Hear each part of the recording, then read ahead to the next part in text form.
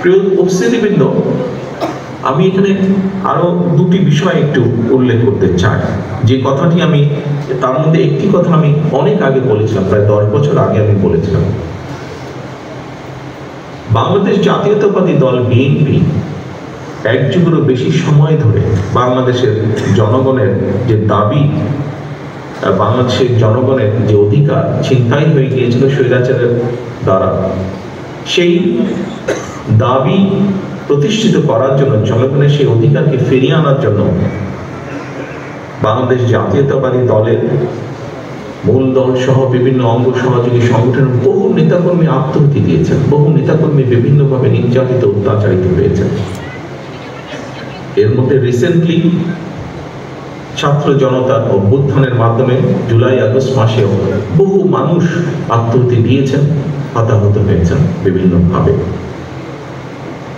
ভবিষ্যতে ইনশাআল্লাহ জনগণের সমর্থন নিয়ে বিএনপি সরকার গঠনে সক্ষম হলে যারা শহীদ হয়েছেন সারা দেশে, স্বৈরাচারকে বিদায় করার জন্য যারা নিজের জীবন উৎসর্গ করেছেন, এরকম প্রতিটি মানুষের নামে বিভিন্ন এলাকায় রাষ্ট্রের যে প্রতিষ্ঠানগুলো তৈরি হবে, এই মানুষগুলো যাতে হারিয়ে না যায়, তাদের নাম যাতে হারিয়ে না যায়, সেজন্য রাষ্ট্রীয় যে সকল প্রতিষ্ঠান বিভিন্ন এলাকায়, সেটি থানা পর্যায়ে হোক, জেলা পর্যায়ে হোক, বিভাগ পর্যায়ে হোক, ঢাকা শহরে হোক, বিভিন্ন স্থানে এই শহীদদের নামে সেই প্রতিষ্ঠানগুলোর নামকরণ করার একটি প্রস্তাবনা আমাদের রয়েছে।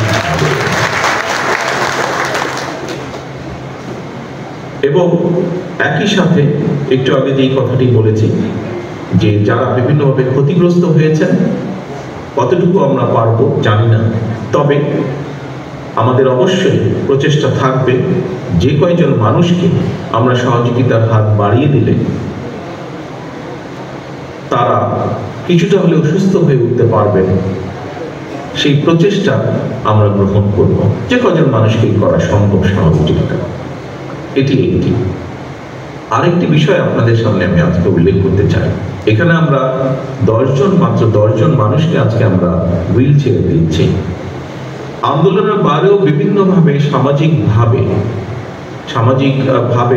বহু মানুষ, আমাদের বিভিন্ন পরিবারে বহু মানুষ আছেন যারা বিভিন্নভাবে জন্মগত কারণেই হোক, জন্ম অবস্থা থেকেই হোক, অথবা বিভিন্ন অসুখের কারণেই হোক, পঙ্গুত্ব বরণ করতে হয়েছে। বাংলাদেশের সামাজিক অর্থনৈতিক প্রেক্ষাপটে যদি পরিবারের কোনো সদস্য পঙ্গু হয়ে থাকেন, সেই পরিবারের উপরে এটি বেশ একটি বোঝার মতন হয়ে থাকে, সেই পরিবারের কষ্ট অনেক বেড়ে যায়। আমি আমার ব্যক্তিগতভাবে নিজের যেটি ইচ্ছা, এখানে ডক্টর মুকিত আছেন, ডক্টর মুকিতের সাথে এই ব্যাপারে প্রায় বছর 2-3 আগে আমার একটি আরেকবার আলাপ হচ্ছিল। ওনার একটি প্রতিষ্ঠান আছে, যে প্রতিষ্ঠানের মাধ্যমে উনি চেষ্টা করেন যে এই ধরনের মানুষগুলোকে সহযোগিতা করার জন্য, যাতে করে তারা নিজেরা ইন্ডিপেন্ডেন্ট হতে পারে, নিজেরা চলাফেরা করতে পারে, যতটুকু সম্ভব আরেকজনের সহযোগিতা ছাড়া। বিএনপি ইনশাআল্লাহ আগামীতে সরকার গঠনে সক্ষম হলে জনগণের সমর্থনে সরকারের পক্ষ থেকে আলাদাভাবে আমাদের একটি উদ্দেশ্য বা লক্ষ্য থাকবে, সমগ্র বাংলাদেশে সে যে পরিবারের সদস্য হোক, সচ্ছল হোক, অসচ্ছল হোক, রাষ্ট্রের পক্ষ থেকে আমরা চেষ্টা করব যে সকল পরিবারে এরকম মানুষ আছে তাদের প্রতি সাহায্যের হাত বাড়িয়ে দেব, তাদেরকে সহযোগিতার হাত বাড়িয়ে দেব, যাতে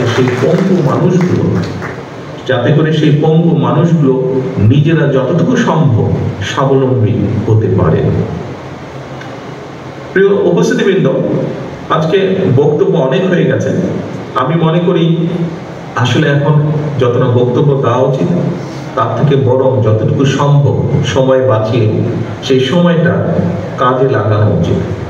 এখানে আমরা বিএনপি পরিবারের উদ্যোগে আজকে উদ্যোগ গ্রহণ করা হয়েছে কিছু মানুষকে সহযোগিতা করার। আমাদের উদ্যোগ থাকবে, আমি আগেও আহ্বান করেছি, এখানে বহু মানুষ আছেন এই ঘরে, আপনাদের সকলের কাছে এবং সাংবাদিক ভাইরা আছে, আপনাদের মাধ্যমে আমি বাংলাদেশের সকল মানুষকে বলতে চাই, কারো মাধ্যমে যাবার দরকার নেই।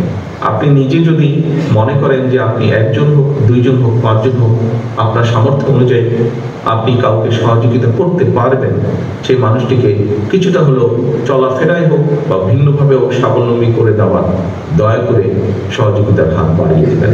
কোনো সংগঠনের সাথে জড়িত হওয়ার প্রয়োজন নেই। আপনি সংগঠনের সাথেই যে জড়িত হতে হবে একটি কাজ করার জন্য, নট নেসেসারি। আপনি নিজ উদ্যোগে আপনার অবস্থান থেকে আপনি করতে পারেন। আমরা সকলে যদি সকলের সহযোগিতায় এগিয়ে আসি, আমি দৃঢ়ভাবে বিশ্বাস করি আজ না হলেও কাল, কাল না হলেও পরশু আমরা যেরকম একটি বাংলাদেশ নিজেদের মনে কল্পনা করি, সেই বাংলাদেশের সূচনা আমরা দেখতে সক্ষম হব বলে আমি বিশ্বাস করি। পরিশেষে আবারও আজকে যারা এখানে উপস্থিত হয়েছেন সকলে সুস্থতা কামনা করে, বিশেষ করে যে মানুষগুলো পাশে আমরা দাঁড়ানোর আজকে চেষ্টা করছি, আমরা যাতে আরো বেশি সংখ্যক মানুষের প্রতি সহযোগিতার হাত বাড়িয়ে দিতে পারি, সেই দোয়া চেয়ে, সেই প্রত্যাশা রেখে আমার বক্তব্য শেষ করছি। আল্লাহ হাফেজ। বাংলাদেশ জিন্দাবাদ। বাংলাদেশ জাতীয়তাবাদী।